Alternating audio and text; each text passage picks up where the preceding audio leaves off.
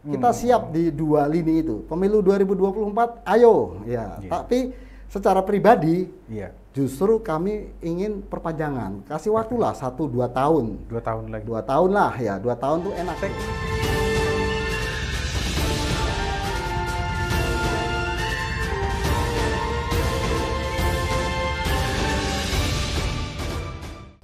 Perpanjangan masa jabatan Presiden kini kembali menyeruak ke publik setelah kemarin Minggu salah seorang politisi PDI Perjuangan, Effendi Simbolon, menyatakan bahwa tidak masalah perpanjangan masa jabatan Presiden Joko Widodo diperpanjang 3 tahun pasca 2024. Untuk membahas hal itu, di studio telah hadir Koordinator Eksekutif Jaringan Aktivis Kemanusiaan Internasional, ada Mas Yudi Syamhudi Suyuti. Kita akan membahas seperti apa sih sebenarnya perpanjangan masa jabatan Presiden Joko ini di 2024. Apa kabar Mas Yudi? Baik, alhamdulillah. Ya, senang Bro Hotman ini kawan lama kita ini. Iya, senang bisa hadir di sini Mas Yudi. Sangat senang juga kami ini bisa diundang di tempat yang luar biasa ini sama Bang Hotman ini. Terima kasih Mas. Siap. Mas, kita akan bahas nih. Ini kemarin politisi PDIP Effendi Simbolon menyatakan bahwa akan ada setuju perpanjangan masa jabatan Presiden Joko Widodo mungkin 2 atau 3 tahun pasca 2024. Gimana Mas Yudi melihat ini? Jadi kalau kita melihat ya, memang ini kan ada 2 pendapat. Iya. 2 pendapat, yaitu yang pertama memang pemilu 2024 itu prosesnya sudah berjalan. Sudah dilakukan pembukaan pendaftaran dan beberapa partai politik itu sudah mendaftar. Tetapi kalau kita melihat dari situasinya, artinya situasi ini dalam situasi yang mengarah pada situasi politik, ekonomi, kemudian sosial, keamanan, juga pertahanan di tingkat lokal, nasional, global, memang memungkinkan. Memungkinkan perpanjangan masa jabatan Presiden Joko Widodo? Memungkinkan ya. Memungkinkan masa jabatan Presiden itu diperpanjang ya sekitar 1-2 tahun. Untuk apa sebetulnya? Untuk yang paling utama adalah benar-benar pemilu yang akan dilakukan nanti menjadi pemilu yang benar-benar sesuai dengan apa yang namanya hasil kesepakatan konstitusi kita. Kesepakatannya seperti apa? Itu kan sebenarnya 2024 kan memang sudah dijadwal akan ada pemilu. Kesepakatan konstitusinya memang kalau bicara itu seperti itu. Tetapi kesepakatan menyangkut masalah kedaulatan rakyat ini. Artinya pemilu kalau 2024 dijalankan, itu bisa saja apa namanya sesuai dengan konstitusi yang utama tuh kita bicara kedaulatan berada di tangan rakyat ya kan. Itu kan sebetulnya sejatinya demokrasi kan seperti itu. Itu yang pertama tuh seperti itu. Nah, kalau kemudian pemilu 2024 menjadi ajang dalam membangun satu yang namanya sistem oligarki politik yang belum menjamin satu konsensus antara rakyat dan partai-partai politik yang nantinya akan berkuasa, bahwa rakyat akan mendapatkan hak-hak politiknya, dan kemudian partai-partai politik kemudian mampu menyerap partisipasi tidak hanya dalam proses politiknya, itu tentu itu akan berjalan bagus.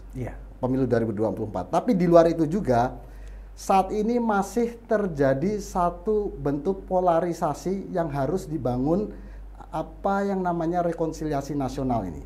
Rekonsiliasi nasional mungkin bukan berada di tataran elit ya. Partai-partai politik seperti misalnya yang ada di Senayan, partai elektoral tahun 2019 sampai 2024 itu tidak ada masalah. Karena pertandingan kompetisi dan kontestasi politik itu ya biasa-biasa saja bagi elit partai begitu ya. Tetapi di tingkat grassroots, tingkat polarisasi ini masih terjadi sebetulnya. Polarisasi seperti apa maksudnya? Polarisasi kecurigaan bahwa nanti si A adalah bagian dari cebong, yang sebelah sana juga bagian dari kamret, kemudian juga kadrun segala macam. Ini harus diselesaikan dulu persoalan ini.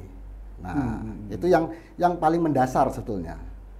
Yang kedua, yang paling utama itu adalah menyempurnakan demokrasi kita.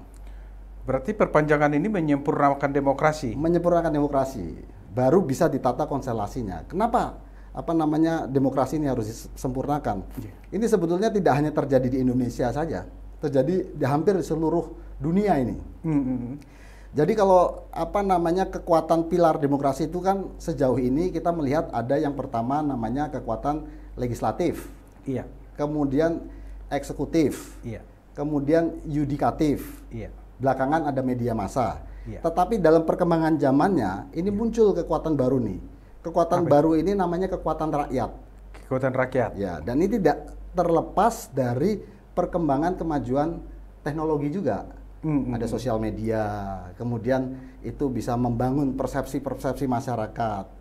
Partisipasinya juga masyarakat ini ikut mempengaruhi, meskipun ada berita-berita hoax, ada berita-berita ini kan semua harus diatur semua, harus ditata. Nah, kami ini dari JAKI, sebetulnya JAKI dan Indonesian Club dan beberapa organisasi sudah membentuk apa yang namanya Presidium Majelis Rakyat Indonesia. Presidium Majelis Rakyat Indonesia. Dan kita sudah memberikan presentasi juga di partai-partai politik. Salah satunya di fraksi Partai Golkar di MPR. Kemudian yang kedua itu juga kita sudah berkomunikasi secara informal dengan P3, juga dengan berkomunikasi juga dengan PDI Perjuangan juga, dan nantinya akan kita bicara dengan seluruh partai, baik yang itu partai yang ada di Senayan maupun yang baru mendaftar di saat-saat ini yang belum masuk dalam ke Senayan sekarang ini. Partai-partai baru lah ya. Partai-partai baru. Nah ini kita perlu satu bangunan konstelasi baru berbasis rekonsiliasi. Nah ini kan perlu waktu. Itu yang kedua. Kemudian yang ketiga, situasi global ini saat ini mengalami indikasinya berpotensi menjadi stagnan. Yang stagnan itu apanya, Mas? Menyangkut masalah, ini semua terkait nih. Global itu menjadi tingkat tidak bisa terlepas dari persoalan masalah lokal nasional. Karena semua ini dunia ini sekarang sudah saling terhubung. Masalah pandemi yang downgrade-kan persoalan ekonomi di seluruh dunia, ini tentu kan menyangkut masalah bagaimana pos dari pandemi tersebut, khususnya recovery ekonomi. Kemudian yang kedua, terjadinya perang Rusia dan Ukraina. Yang di Indo-Pasifik itu yang disebut ancaman perang yang diklaim oleh Cina menjadi Laut Cina Selatan. Kemudian Indonesia sudah menegaskan bahwa secara hukum internasional bahwa itu wilayah Indonesia, dan di situ kan juga ada jalur laut bebas yang tidak terlepas dari banyak negara sebetulnya itu. Ada Amerika Serikat, kemudian juga yang menyangkut negara-negara yang mengitari masalah di wilayah laut Cina Selatan. Laut Pasifik. Laut Pasifik. Nah, Indonesia sendiri kan berada di dua wilayah itu, wilayah Pasifik dan wilayah Samudra Hindia. Nah, ini masuk kategori kalau kita menyebutnya Indo-Pasifik di sini. Masalah ini juga bagian penting, kekuatan kita seperti apa untuk menyelesaikan masalah yang nantinya juga akan berpotensi mengganggu di situ. Ada intervensi politik tentunya. Ini kan harus dipersiapkan. Kita sebagai negara yang memiliki basis sebagai negara non-blok. Non-blok itu artinya tetap tidak terlepas dari arah kedaulatan negara kita. Iya. Dan anti dengan penjajahan di situ. Artinya sebagai bangsa merdeka di situ. Itu yang ketiga. Yang keempat ini yang paling pokok ini. Apa itu, Mas? Itu membangun struktur yang solid antara rakyat dan negara ini. Jadi rakyat dan negara ini harus benar-benar memiliki relevansi yang kuat.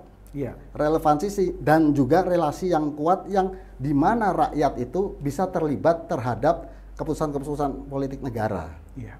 Karena ini akan berdampak pada penyelesaian masalah-masalah rakyat dan negara di tingkat lokal, di tingkat nasional, dan di tingkat global. Iya. Inilah yang kita kemudian perjuangkan bagaimana bisa yang namanya gagasan fraksi rakyat masuk ke dalam struktur di Majelis MPR setingkat DPR dan DPD. Nah, ini masuk ke 5 terusnya. Ya, jadi ada 5 jadinya ya. Keempat atau kelima ya. Yeah. Kelima ini tidak terlepas dari irisan sejarah kita. Sebelum Indonesia solid dalam tatanan negara sesuai dengan negara proklamasi, hasil proklamasi 17 Agustus 1945 yang kemudian memunculkan manifesto politik pembukaan Undang-Undang Dasar 45, Pancasila ada di dalamnya di situ. Iya. Itu struktur negara kita tidak terlepas yang namanya MPR itu terdiri dari 3 kamar. Tetapi tentu disesuaikan dengan situasi yang mutakhir, kemudian lebih demokratis dan lebih inklusif. Nah, waktu dulu itu Bung Karno, kemudian Profesor Supomo dan Ki Hajar Dewantoro itu memiliki gagasan untuk membentuk, padahal Bung Karno waktu itu ini Ketua Umum Partai Nasional Indonesia, PNI waktu itu. Ya. Tapi karena pemikir-pemikir hebat, the founding fathers kita ini mampu melihat struktur tatanan negara yang cocok buat Indonesia, struktur negara Pancasila. Iya. Dibuatlah kemudian apa yang namanya utusan golongan di situ. Juga ada utusan daerah di situ. Dan ada DPR yang terdiri dari partai-partai politik. Nah, ini berarti kalau perpanjangan masa jabatan Pak Joko ini nanti misalnya apabila terrealisasi, Mas Yudi itu mengajukan akan ada tambahan praksi di MPR seperti itu? Ya, satu lembaga baru kita usulkan itu fraksi rakyat yang berwujud badan partisipasi warga. Ini irisannya adalah irisan sejarahnya adalah utusan golongan. Utusan golongan siapa-siapa aja nanti nih, Mas? Yang masuk ke dalam situ, yaitu rakyat seluruhnya itu. Sektor-sektornya. Kalau dulu kan golongan-golongan. Kami ini lebih senang menyebut fraksi rakyat. Kenapa? Fraksi rakyat. Ya, tapi orangnya kan harus ada sektor dari serikat pekerja, ada dari guru, ada dari petani, ada dari pengusaha, ada dari rakyat pengangguran pun juga bisa diakomodir, dari mahasiswa, dari seluruh komponen. Jangan sampai ada yang tertinggal suara dan kekuatan rakyat yang akan dipartisipasikan nantinya, termasuk individu juga, dan sampai di tingkat keluarga juga masuk ke situ. Jadi itu bisa berapa orang mungkin perkiraan itu? Ya tentu bisa, kalau ya bisa kita lihat mungkin bisa antara di dalamnya ya, yang menjadi utusannya ya. Ini bukan menjadi wakilnya. Fraksi rakyat yang kita kita gagas ini memiliki pemutakhiran dengan utusan golongan. Karena apa? Ketika utusan golongan, ya golongan-golongan dari utusan-utusan tersebutlah yang memperjuangkan aspirasi rakyat tersebut. Kalau dulu itu kan sisa dari suara pemilu, itu yang kemudian dijadikan mengisi kursi-kursi di utusan golongan. Dan pada saat itu pun utusan golongan pada saat itu mereka itu bisa memveto partai-partai politik yang di DPR loh, walaupun jumlahnya hanya sedikit loh, karena langsung dia berhubungan dengan rakyat. Bukannya kami ingin diskreditkan atau mendegradasi atau kemudian mengkebiri partai politik. Tidak, justru akan memperkuat partai politik itu sendiri. Kenapa? partai politik yang di DPR itu fungsinya kan cuma 3. Iya. Yang pertama adalah membuat dan mengesahkan undang-undang. Iya. Kemudian yang kedua menjalankan pengawasan praktek undang-undang. Iya. Yang ketiga masalah budgeting anggaran itu kan. Iya. 3 itu saja itu masih belum memenuhi target. Sementara persoalan rakyat ini tiap hari. Iya. Nah, makanya fraksi rakyat yang kami gagas ini akan membuka ruang partisipasi sebesar-besarnya kepada rakyat segala macam masalahnya yang nanti akan ditentukan melalui majelis tentunya ya. Kan kalau kita bicara masuknya satu badan baru memerlukan satu amandemen konstitusi baru. Iya. Nah, terus amandemen ini seperti apa ini nanti? Kalau yang kita fokuskan adalah yaitu fokusnya adalah fraksi rakyat itu. Bukan bicara 3 periode ya. Kalau 3 periode kita tidak setuju karena roh dari reformasi itu kita kan juga sebagai salah satu bagian dari proses reformasi 98 juga. Tapi kita juga menyadari bahwa bukannya reformasi 98 itu gagal, Iya. tetapi masa itu adalah masa transisi yang memang harus disempurnakan lagi. Kita ini kan negara Indonesia punya cita-cita menjadi negara paripurna yang luar biasa harusnya. Iya. Sedangkan masalah penyerahan kedaulatan Indonesia dari Belanda ke Indonesia saja, itu kan basisnya adalah Republik Indonesia Serikat. Iya. Sementara Indonesia sudah diproklamasikan dan pada tanggal 18 Agustus 1945 menetapkan bahwa Indonesia ini akan menjadi negara kesatuan Republik Indonesia. Nah, masalah-masalah seperti ini harus kita selesaikan. Ya, waktu 2 tahun ini, saya kira untuk membangun satu fundamental konstruksi tatanan negara dan rakyat yang solid ini, ya cukuplah. Baru kemudian kita lakukan proses pemilu. Ya. Artinya kalau ada perpanjangan masa jabatan presiden, Ya. bukan 5 tahun, tapi bukan periode ya, tapi dia cenderung setahun, 2 tahun, atau mungkin 3 tahun. Ya, itu nanti bagusnya diatur seperti apa sih mungkin? Pengaturannya tentu kan kalau dulu itu kan ada konvensi ketatanegaraan. Konvensi. Ya, konvensi ketatanegaraan itu waktu zaman dulu kan ada dekret, dekret presiden. Tapi sekarang kan nggak akan membuat satu ini gejolak baru kemungkinan ini kan kalau keluar dekret ini ya. Tetapi mungkin ya diperlukan ketetapan presiden juga. Ketetapan presiden kalau kita ingin mendorong kalau waktu zaman Bung Karno itu sebetulnya yang diperbaiki dulu karena kita demokrasi ya. Demokrasi ini kan berangkatnya dari parlemen. Karena rakyat itu kan ke sana dulu. Baru kemudian nanti pemilihan presiden. Kalau dulu kan ada ketetapan presiden nomor 25 tahun 1959 tentang pembentukan MPRS. Tapi kalau sekarang MPR-nya kan sudah ada. MPR-nya kan sudah ada, kemudian di dalamnya ada DPR sama DPD. Nah, kita itu kemarin kan juga sudah membahas masalah PPHN, pokok-pokok haluan negara di situ kan. Nah, ini perlu kita kita bangun konsensus, dan kalau dari fraksi rakyat yang akan kita gagas ini, kita sedang mengagendakan supaya presiden mengeluarkan satu keputusan presiden tentang komite fraksi rakyat sementara. Basisnya itu adalah di pasal 28 Undang-Undang Dasar 45 itu, kemudian juga pasal 1 ayat 2 juga bisa masalah kedaulatan rakyat di situ ya. Tapi bisa juga dari TAP MPR juga di situ. Nah, kembali dulu Mas Yudi ke ini perpanjangan masa jabatan ini. Ini kan masyarakat bingung juga. Kalau ada perpanjangan berarti kan 1 periode, bukan begitu? Enggak, prosesnya transisi itu sementara. Prosesnya itu perpanjangan sementara, masih presiden, tapi presiden sementara dalam proses transisi ini. Dan itu setiap konstitusi itu ada yang namanya undang-undang tuh di situ ada pasal peralihan di situ.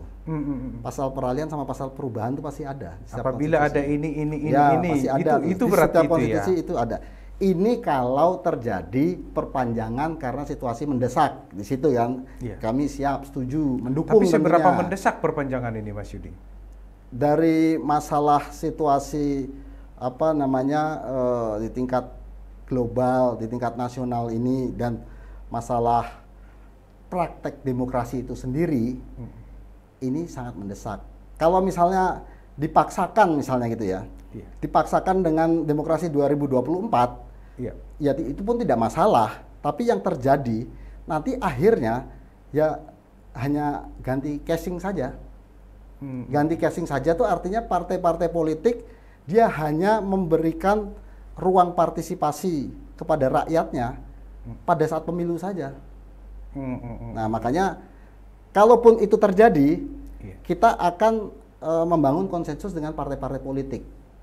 Dan sekarang sudah kita komunikasikan, kalaupun misalnya 2024 pemilu itu tetap dilaksanakan, tentu partai-partai politik kalau memang partai-partai politik ini cinta terhadap rakyatnya dan menjadi organisasi yang benar menjadi alat perjuangan rakyat, tentu harus mengakomodir dengan siap mengamandemen pasca pemilu 2024 itu dengan menetapkan fraksi rakyat itu di MPR itu. Itu dari segmen fraksi rakyat. Segmen fraksi rakyat kalau pemilu 2024 itu terjadi.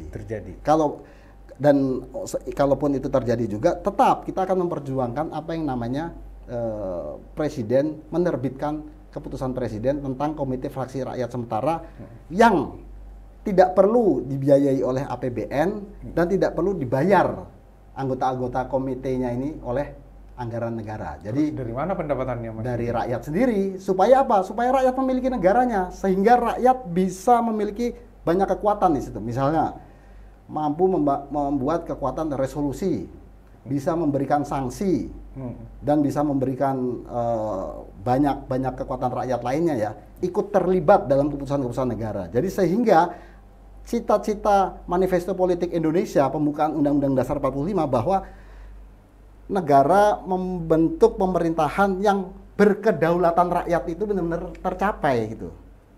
Kalau sekarang, kalau itu dipaksakan ya kita tetap punya cara. Caranya adalah memastikan partai-partai politik itu untuk menetapkan fraksi rakyat ini menjadi kamar ketiga di MPR nantinya. Yang dulunya itu sebelum masa reformasi utusan golongan. Kan terusnya dicurigai kan kita dicurigainya itu, wah nanti ada golongan ABRI. Yang orang kan banyak yang bertanya sama saya begitu. Golongan kan ada golongan rakyat, ada serikat buruh, ada serikat petani, ada kelompok-kelompok agama seperti Muhammadiyah, NU, PGI, dan kelompok-kelompok agama lain lah, Buddha segala macam. Ini harus terwakili. Indonesia ini ketika dibuat ini adalah untuk cita-citanya adalah milik semua, bukan milik segelintir orang. Nah, saya pikir dengan kondisi sekarang, kalaupun masa-masa reformasi ini sudah mengalami proses yang berjalan, yang sampai pada ujungnya, dan ini sudah tanda-tanda bahwa memang sudah kita harus masuk ke dalam era pasca reformasi itu. Nah, era pasca reformasi inilah, antara jembatan reformasi dengan pasca reformasi ini diperlukan transisi ini. Transisinya ini untuk memunculkan fraksi rakyat. Jadi 3 kamar lagi. Negara itu benar-benar punya rakyat, dan itu enak, negara kerjanya enak, rakyat itu kerjanya juga enak di situ. Tapi kan sudah ada DPD, Dewan Perwakilan Daerah, Mas Yudi. Ya, DPD itu dulu basisnya utusan daerah. Kenapa kemudian dihidupkan lagi? Karena untuk melengkapi rencana Undang-Undang Otonomi Daerah pada saat itu, yang kemudian jadi Undang-Undang Otonomi Daerah, dan dibentuklah DPD. Dan itu fungsinya sebetulnya cuma 2, masalah pembangunan daerah dan keseimbangan keuangan daerah dan pusat sebetulnya. Tapi partisipasi semuanya, masalah-masalah warga, rakyat warga ini, masalah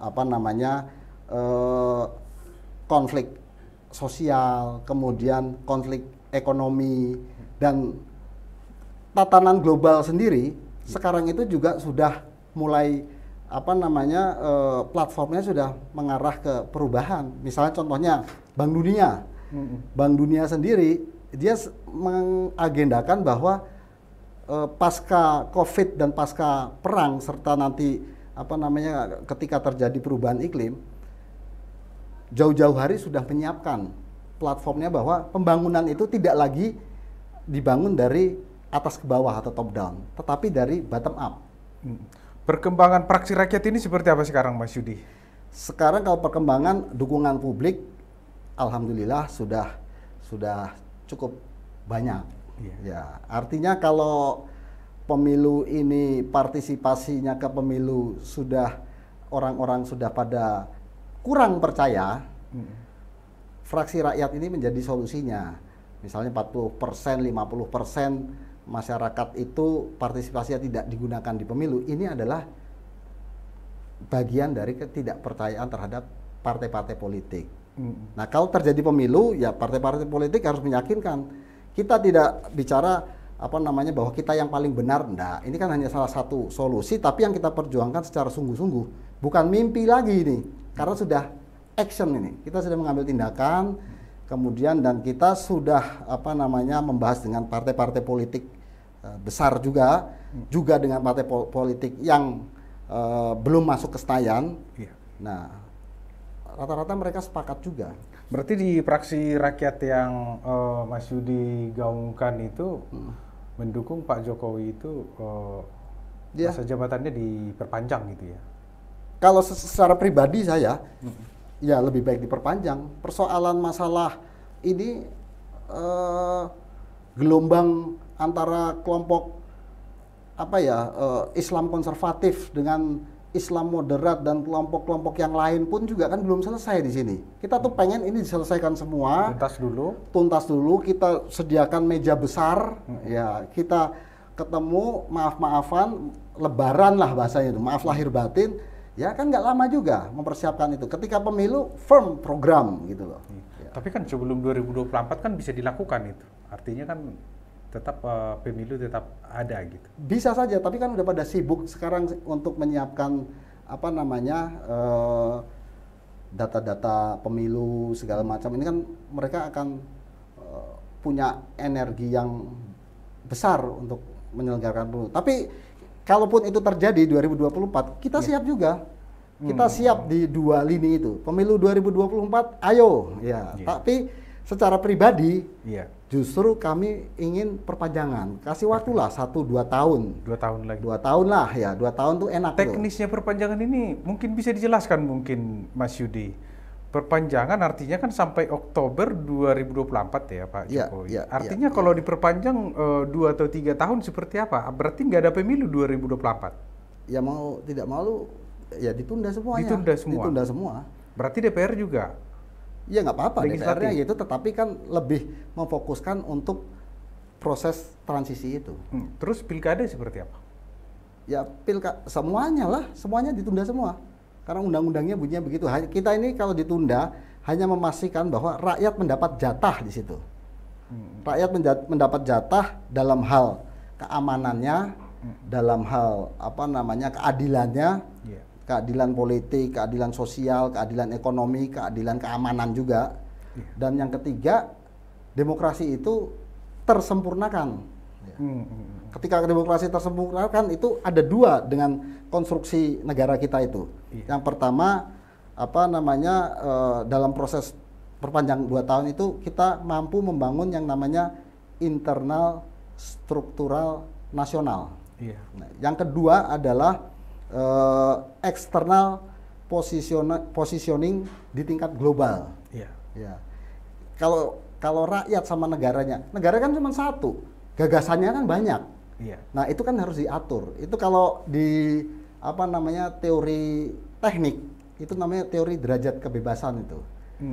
Our degree of freedom itu. Jadi ibaratnya itu kalau meja atau kursi itu kakinya 1000 atau 1.000.000 gitu. Patah 4 itu tetap kokoh gitu loh. Atau bisa nanti kalau gigi misalnya gitu kan, gigi anak kecil gitu, giginya banyak gitu, gigi gerahamnya lepas gitu, copot, sakit sebentar diobatin, sembuh, nanti akan tumbuh lagi itu. Jadi tetap kokoh. Negara kita ini kan terancam dalam situasi global ini. Kalau ini tidak diatur, akan menjadi makanan-makanan raksasa-raksasa global. Bagaimana kita bisa buat membangun sebuah positioning negosiasi di situ? Iya. Akhirnya apa dampaknya? Yang perlu dikhawatirkan terbaginya kepentingan-kepentingan global itu, misalnya di Sulawesi akan dikuasai oleh negara mana, kemudian di wilayah Jawa Tengah misalnya akan dikuasai oleh negara mana dan korporasi-korporasinya. Tetapi kalau kemudian ini kuat antara internal struktural di tingkat nasional dan eksternal positioning di tingkat global, tentu kita punya internal and external positioning power di situ untuk bernegosiasi dengan negara manapun dan dengan investasi manapun. Akhirnya apa? Akhirnya Indonesia dibutuhkan untuk menjadi juru damai sekaligus akan memberikan manfaat buat global dan buat kepentingan rakyatnya sendiri, akan berdampak pada ekonomi, sosial, budaya yang tetap berbasis pada Pancasila di sini ya. Iya. Terkait dengan grassroots ini, Mas Yudi. Rakyat, ya. Rakyat, ya. Rakyat paling bawah itu seperti apa sih sebenarnya? Apa memang benar menginginkan perpanjangan masa jabatan ini perlu dilakukan atau seperti apa mungkin? Suara-suara dari grassroots mungkin, Mas Yudi. Rakyat itu kan gimana pun kalau di Indonesia ini cara berpikirnya kan belum sepenuhnya rasional. Mereka masih kultural. Iya. Jadi mengikuti aja sebetulnya rakyat ini apa yang dikatakan elit. Nah, fraksi rakyat ini muncul sebagai representasi rakyat. Artinya kita ini kan dari kelompok-kelompok masyarakat sipil, kemudian organisasi-organisasi pergerakan dan segala macam serikat-serikat yang memperjuangkan rakyat yang di luar parlemen, ekstra parlemen. Tetapi kalau di dalam rumah negara Indonesia ini, ya kita ini kan negaranya cuma satu, payungnya satu, Indonesia. Tanahnya satu, airnya satu juga. Ya. Berarti Mas Yudi itu menganggap dengan perpanjangan masa jabatan presiden ini, Pak Jokowi mampu ya menyelesaikan persoalan-persoalan internal di nasional maupun internasional juga ya? Mampu, dan harus didampingi oleh komite fraksi rakyat sementara ini, karena kita akan bicara semua sama rakyat-rakyat semua, baik yang di oposisi maupun yang mendukung Pak Jokowi pada sebelumnya. Kita akan menjahit itu, dan kami berkomitmen mampu menyelesaikan itu. Tentu bukan bekerja sendiri ya, bekerja bersama-sama itu. Ya, itu selesai persoalan itu, kita menyelesaikan masalah rakyat, bangsa, dan negara ini menjadi kokoh kembali. Seberapa optimis Mas Yudi perpanjangan masa jabatan presiden ini bisa terrealisasi nantinya? Kalau dari partai-partai politik kan tentu mereka itu menghendaki tetap pemilu. Menghendaki tetap pemilu. Tetapi kalau melihat situasinya, kalau Pak Jokowi mengeluarkan keputusan presiden tentang komite fraksi rakyat, kita akan bicara ke partai-partai politik satu persatu dengan payung hukum tersebut. Ya optimis 100%, karena ini kepentingannya ada kepentingan rakyat, bukan kepentingan ansih partai-partai politik dan kader-kader partainya saja yang masuk ke dalam partai politik itu dengan membeli suara, kemudian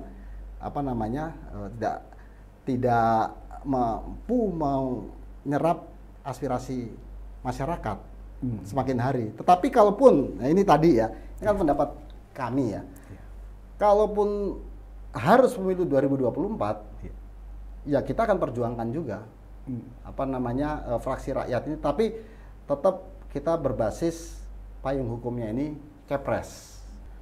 Demikian perbincangan kita dengan Koordinator Eksekutif Jaringan Aktivis Kemanusiaan Internasional Yudi Syamhudi Suyuti terkait dengan pembentukan fraksi rakyat yang mereka dorong ke pemerintah saat ini dan juga masa perpanjangan Presiden Joko Widodo pasca 2024. Sampai jumpa di Monitor Indonesia Podcast berikutnya. Salam.